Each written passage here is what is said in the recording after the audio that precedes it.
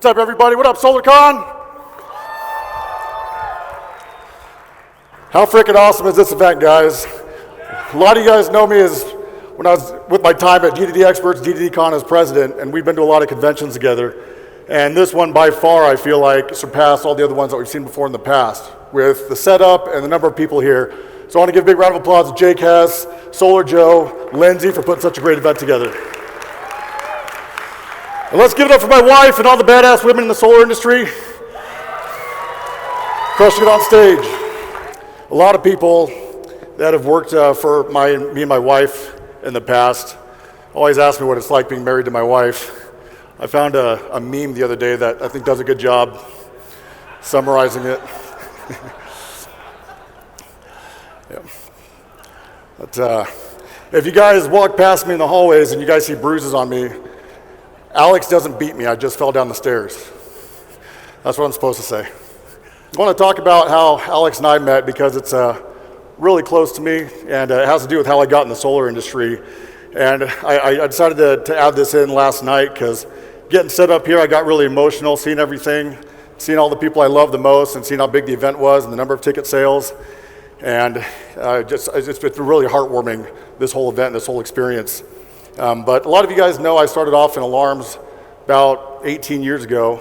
I'm one of the dinosaurs of the industry. And I owned a company called Smart Home towards the end of my alarm experience. And I always wanted to get into solar, but had those golden handcuffs on that a lot of us have when we're in an industry and we're a leader. And you're always all in and you always have to be. I knew solar was the next step up, but sometimes you just, you try to make the best situation of where you're at. And this is a tough part for me to talk about because this is I've only talked this to two other crowds, and they're both really small private crowds. So this is the largest audience I've ever said this to.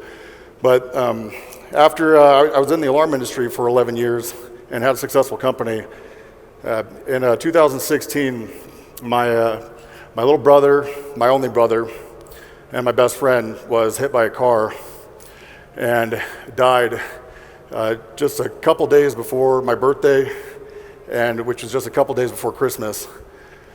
So it was a really, really difficult holiday season, as you guys can imagine. And it was the darkest moment of my life. And it was my last day in the alarm industry. And as you guys can imagine, it was almost impossible to return to work right after that. When you got your best friend, he used to work, he used to knock for one of my companies.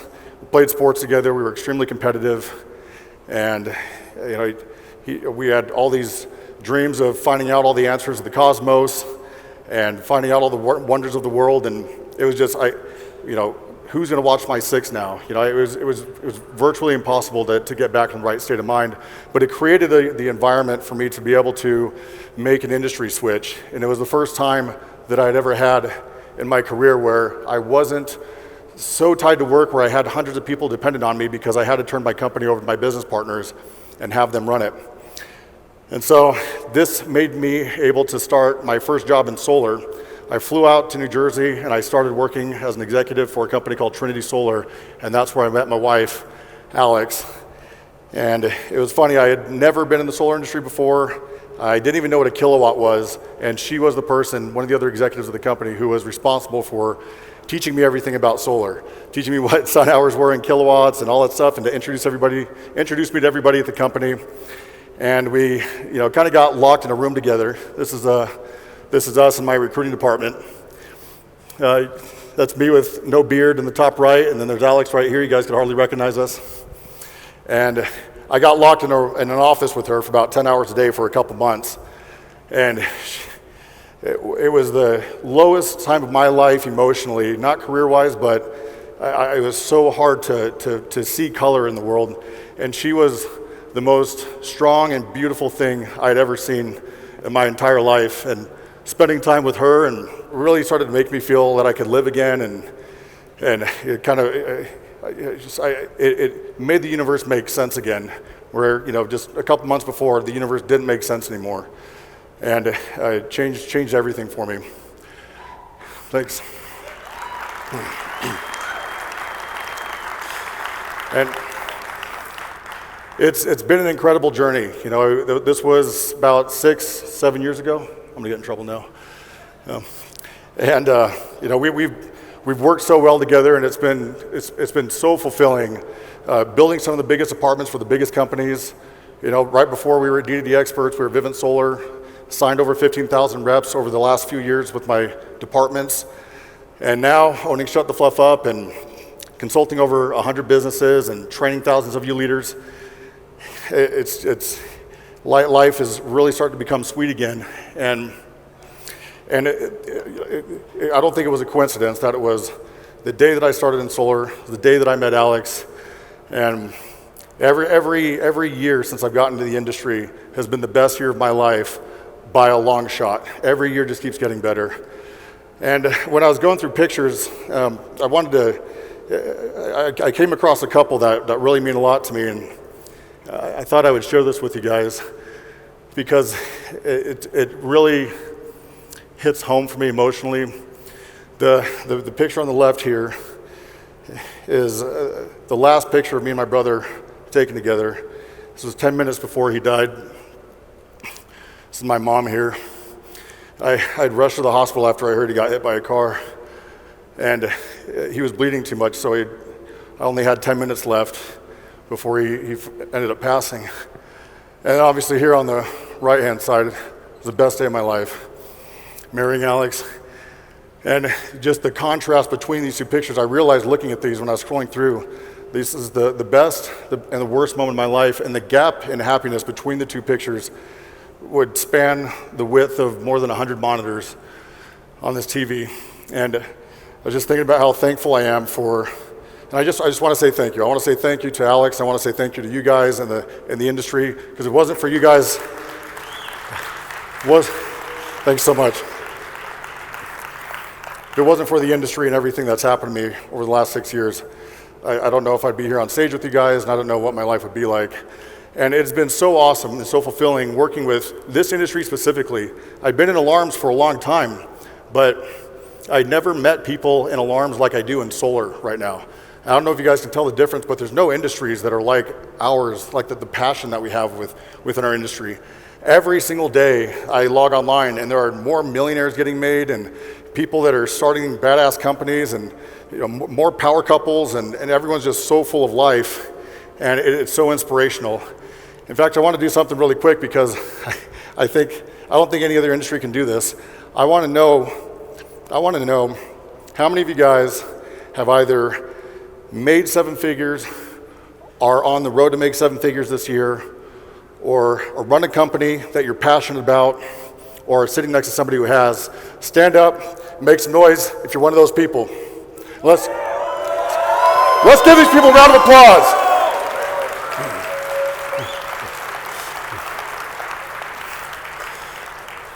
Now, how many industries can do that?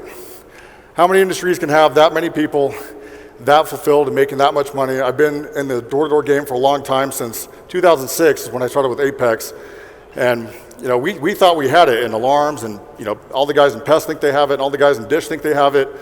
But when I see especially everyone in this room, everyone that's part of this community, I see you guys on Facebook trying to make the industry better. The amount of integrity that's in this room is so intense. There's a lot of bad sales practices out there. There's a lot of people trying to make a quick buck because it's really easy to make a quick buck in solar.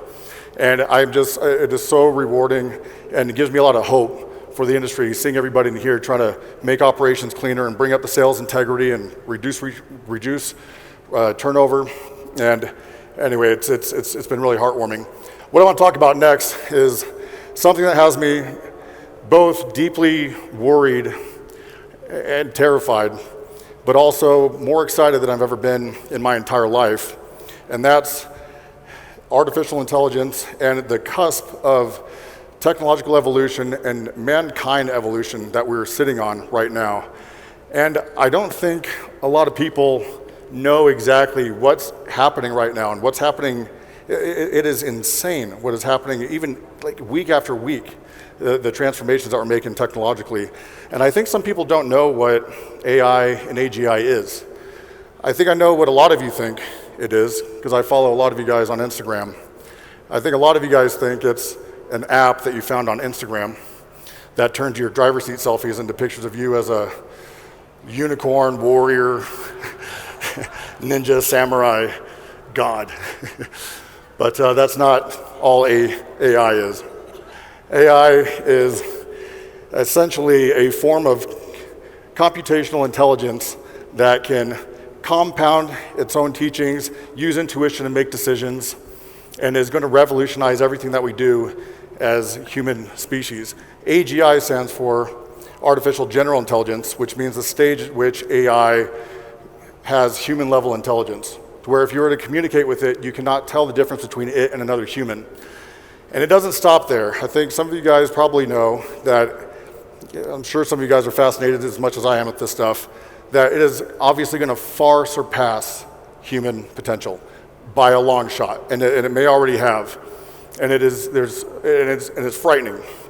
I don't know if you guys have ever seen a space documentary where it takes the size of the Earth, and then it moves the Earth out of the way, and there's the size of the sun, and then there's the size of the sun, and there's some big star that makes the sun look like it's a speck of sand. OpenAI is a company that Elon Musk founded, as well as others, and they have a chat program called ChatGTP. How many of you guys have heard of that before? Some of you guys have probably already played on that.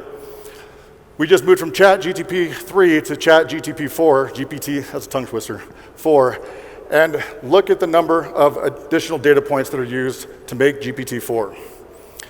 GPT-5 is going to come out very soon, and it's going to keep compounding like that.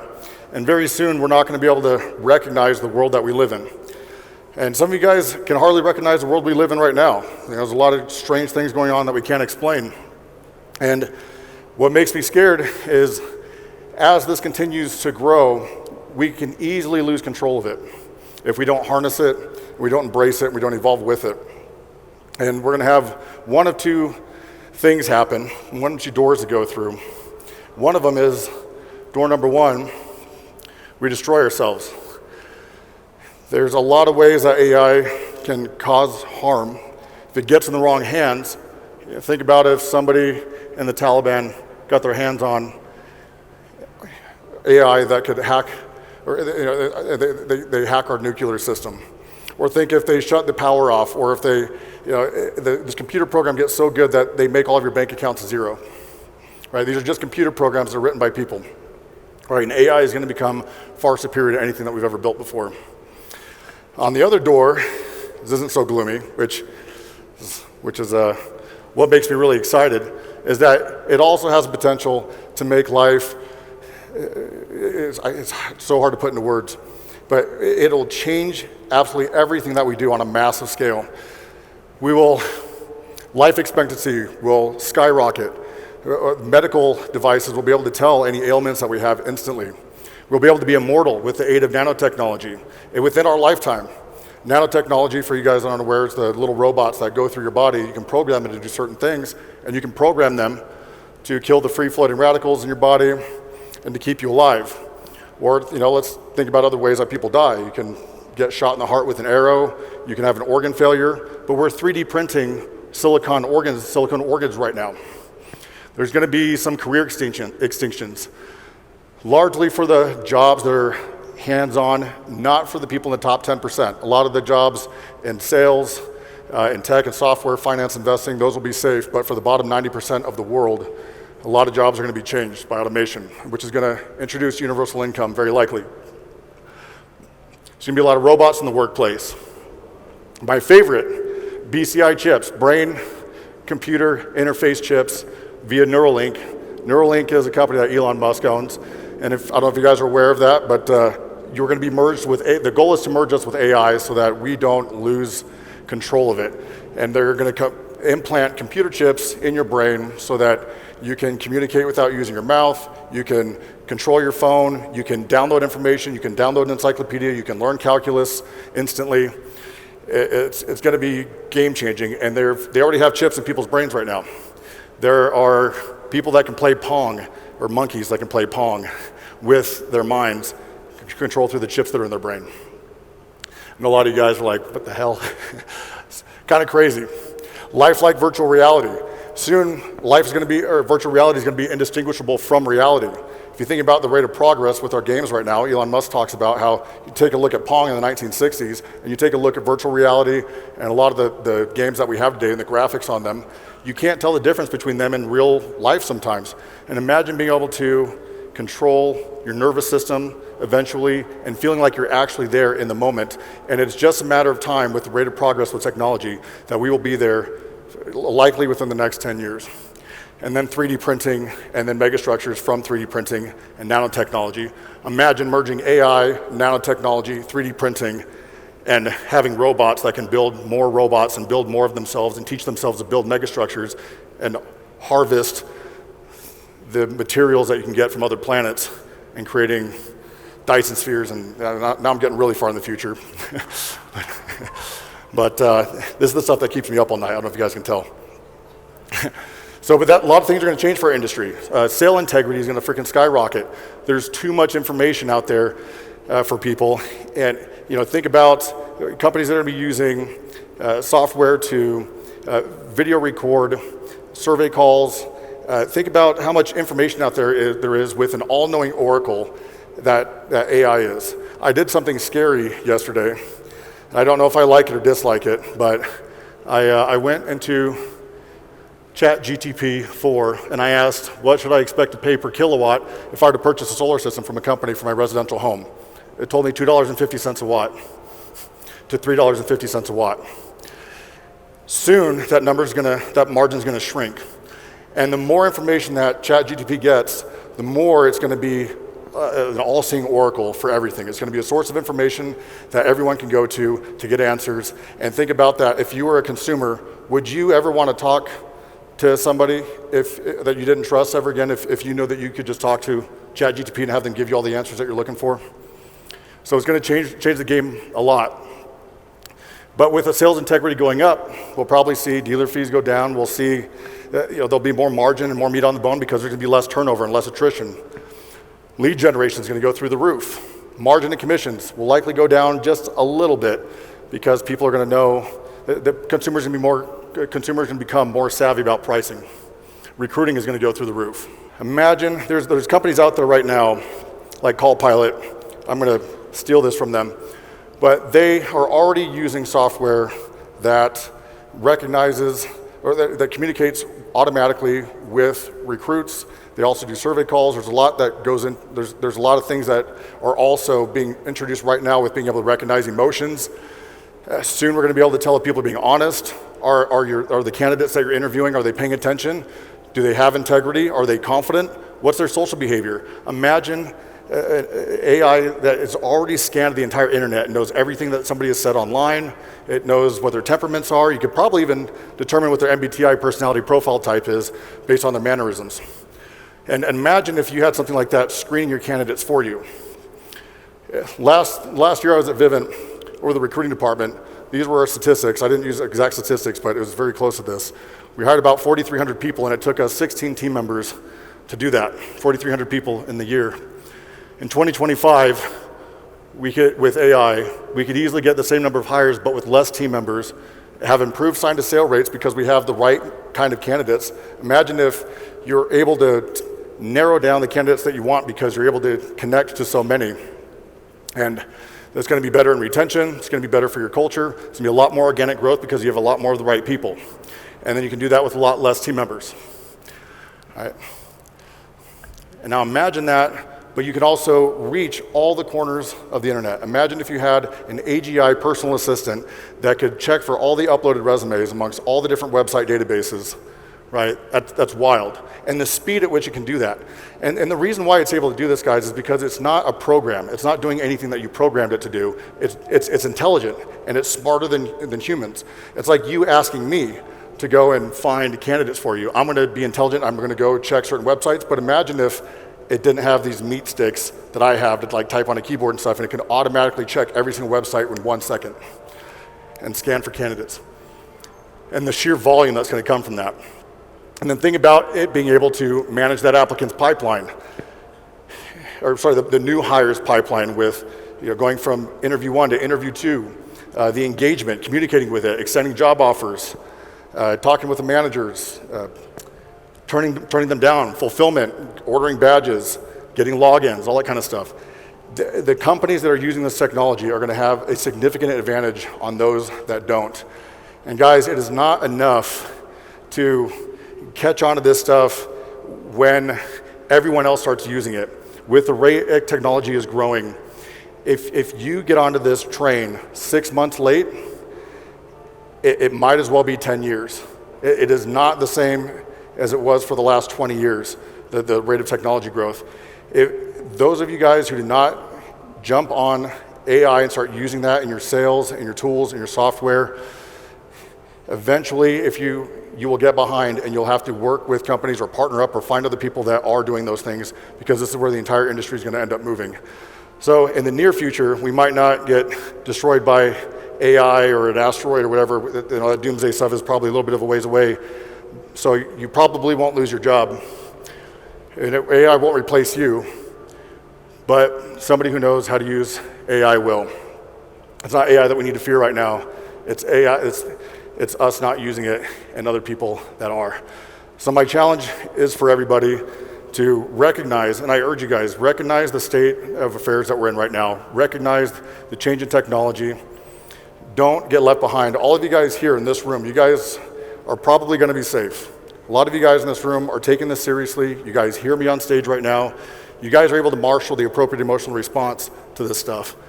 All right? And it's the people that are not here, that aren't listening to these things, that aren't networking with all these different companies, that are going to be left in the dust. So my challenge is, again, guys, let's all move with technology together. Let's all evolve together. Let's break down the walls that divide us. And let's make sure that we grow with AI to make the industry better so that we don't get left behind as an industry. Appreciate you guys. I love you. Thanks.